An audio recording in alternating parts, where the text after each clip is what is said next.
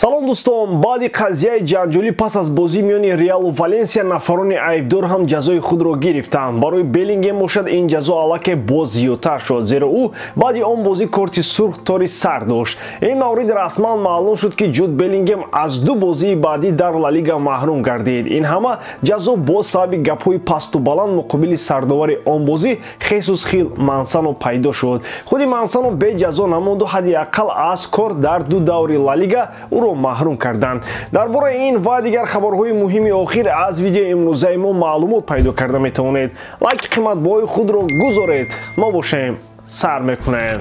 дӯстон, футболи бошгоҳӣ дар ҷӯшу хуруш аст ва моро то рақобатҳо интизор мебошанд. МЮ омадани Эвертонро интизор аст. Жирона баъди ин қадар мағлубиятҳо қувваи худро бо Осасуна месанҷад.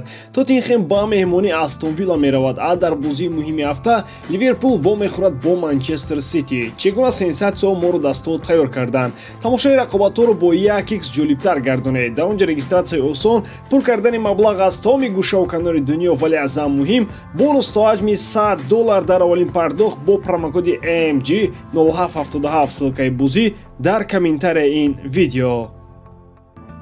чӣ хеле ки гуфтем барои хатои содир намудаи Хил Мансано ӯро аз дуварӣ муваққатан маҳрум карданд. ҳама ин баъди он бозии ҷанҷолӣ миёни Валенсия Реал ба миён омад.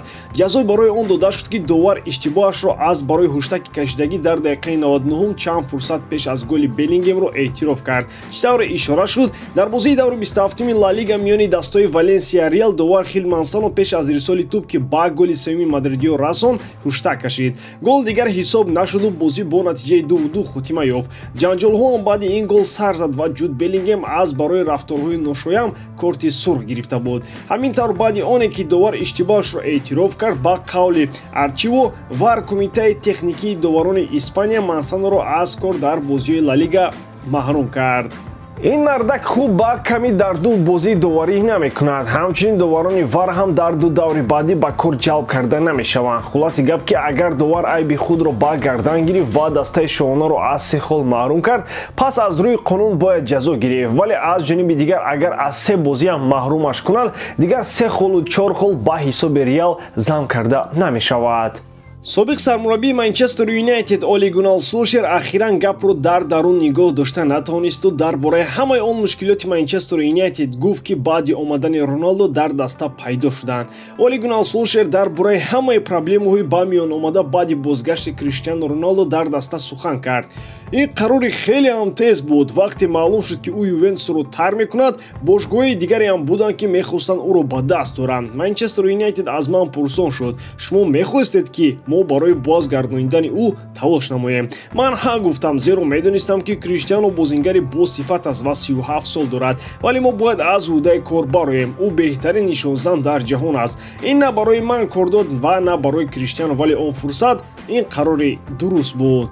проблемаи асосӣ ба гуфти Солшер ин иштирок накардани Роналдо дар прессингҳои даставӣ буд. ӯ илова кард ки киҳо аз омадани Роналдо бурд накарданд. ба гуфти Солшер, Эдинсон Кавани аз омадани Криштиану зиёд ранҷ дид. Роналдо мехост аз 4 бозӣ дар 3 тояш ба майдон ояд ва ӯ ҳам медонист ки пир шуда истодааст, вале ҳар мавриде ки ӯро дар захира мемонед, ӯ норозӣ мешавад.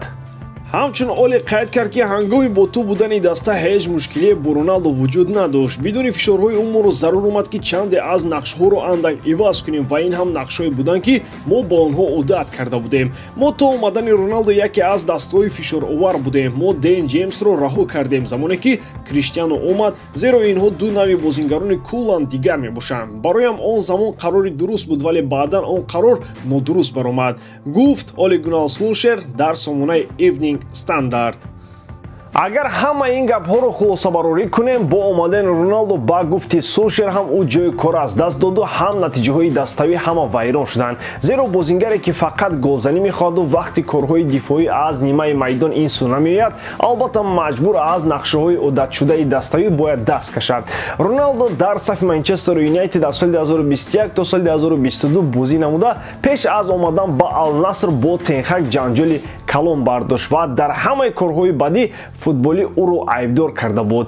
аз як тараф агар Роналдо дарди сари Солшер шуда бошад, Тенхак бе Роналдо ҳам дар Манчестер Юнайтед ягон кори шоистаи таъриф накардааст. сармураббии Бавария Томас Тухел бошад мехоҳад ба Челси баргардад. Ин мардаки қоқ ҳам дид ки дар Бавария ягон коре кардан натавонист, нияти бозгашт ба Лондон кардааст. Дар ин бора нашрияи олмонии Билд навиштааст ва олмониҳо иловаам карданд ки ҳамаи чиз аз қарори худи кабудҳо вобастагӣ дорад. Тухел бошад баъди оне ки моҳи сентябри соли 2022 аз Челси рафт, дигар бора мехоҳад дар Премер-лига кор кунад. ҳарчанд ки дар Челси ҳам қарор накарданд ки бо Почеттино чӣ кор кунанд. Тухел мехоҳад ки худи яке аз моликони бошгоҳи лондонӣ Тод Боули бо ӯ ба алоқа барояд. Маъзамин Боули як замон Тухелро аз кор ҷавоб дод.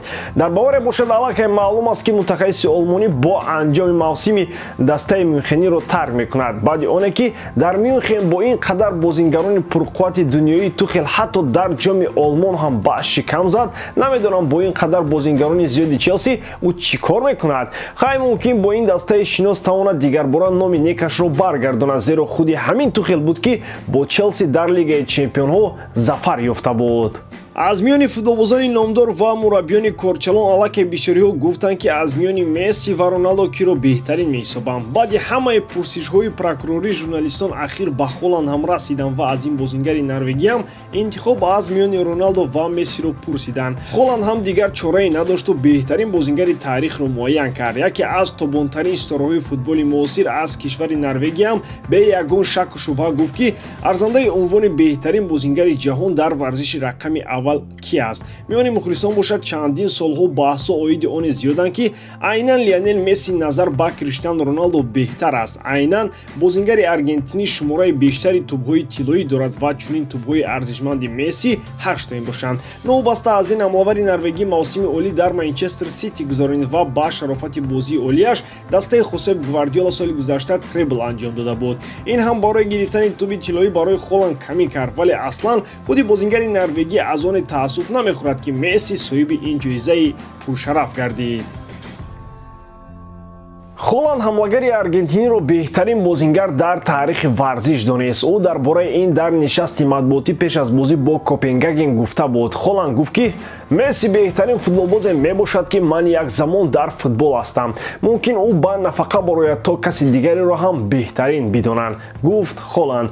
маънои суханҳои Холланд ин беҳтарин эътироф шудани Месси буда, Роналдо метавонад ин гапҳоро умуман нашунавад, зеро баъди шунидани ҳар як сухани хуб нисбати Месси аниқ дар бозии пешомад ҳама чиро ҷазир мекунад. агар баъди Холланд Мбаппе ҳам Мессиро бори дигар беҳтарин бидонад, Роналдо аниқ инҳоро душман эълон мекунад, вале бар замми ин Холланд метавонад дуюмин мавсим пайи ҳам дар Лигаи Чемпионҳо зафар ёбад. дастаи ӯ аллакай дар даври ҳаштягниҳоии ҳарифи Даниявиро Копенгагенро 6-2 дар ду бозӣ сар куфт ва бо боварии бузург ба даври дигар рафт. ба ҳамин тамом боридарам ки иҷодкории ман ба шумо писанд меояд. лайк, комментария ва дар канал обножданро аз ёд набароред. бо шумо мисли ҳар вақта Муҳаммад Гаиров. хай бародарон, дар паноҳи Аллоҳ.